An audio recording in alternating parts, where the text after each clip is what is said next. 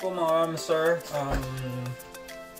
ngayon po ang ano natin, ang gagawin natin, magpiperito tayo ng ano, sea bream.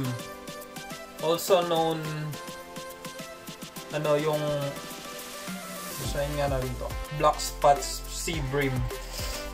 Also called the black spot sea bream. You know yung ano, pangalan niya. So magpiperito tayo ng sea bream.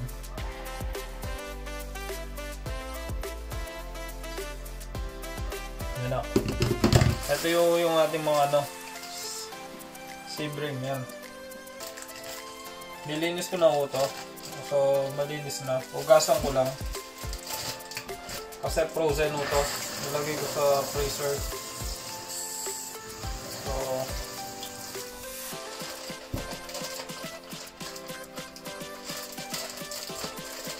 ganyan o siya. Pag ano. Yan, yun o siya. Ganyan natin yan sa palanggana. Sea bream natin. Pipirutuin o natin. Yan, sa palanggana. Yan o. Kato natin siya. Gawin na lang natin siya. Ano? Dalawa.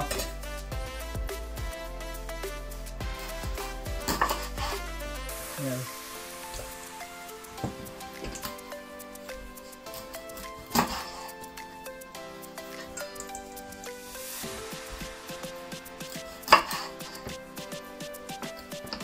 Tapos lagyan ko na unang salt straight away para mamarin ng salt.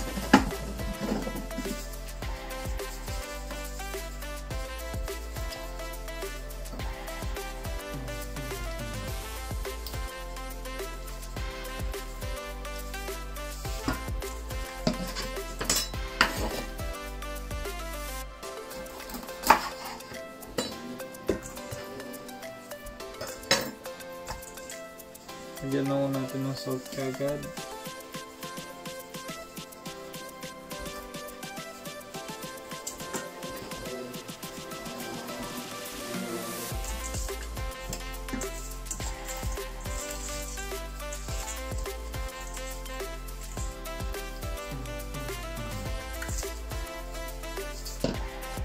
Yan o, ready na, may salt na.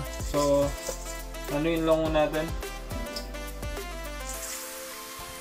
Marinate natin ng saglit para yung salt magano sa isda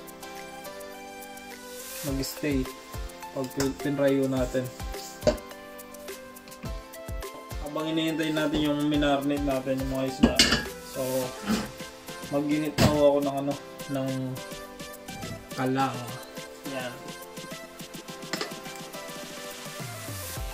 Init na natin yung kalang natin. So, maglagay tayong mantika.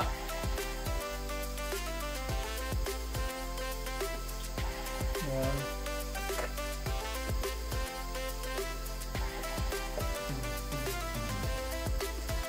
So, yan o. Mainit na ho yung mantika natin. Lagay na ho tayo. Yan.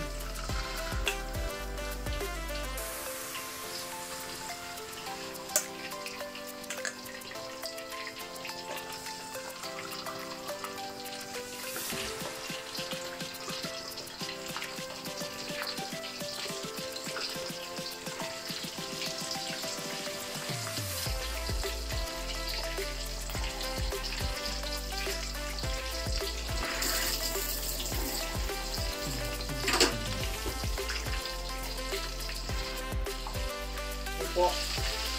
Balik na rin mo natin para makabila ng maluto. Di po siya golden brown pero balik na rin mo natin.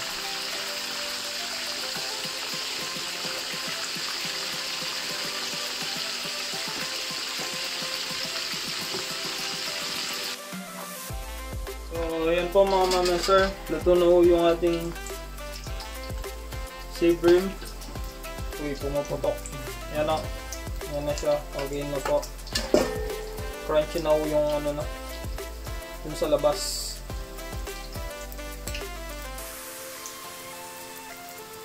Yan. Sarap po ng itsura niya. Yan na. Yan na po siya. So, lagyan na natin yung next batch, yung 4 pa.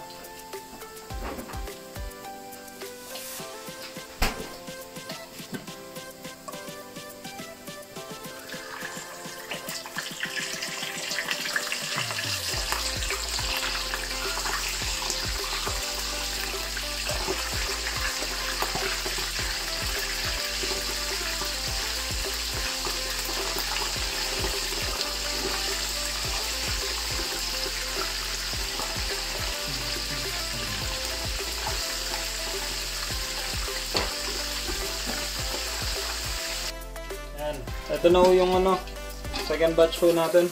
Luto na rin o. Naginaw siya.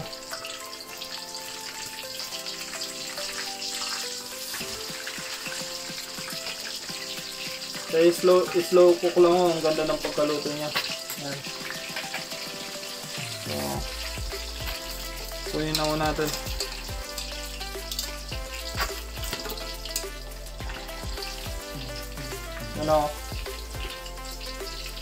Ang ganda po.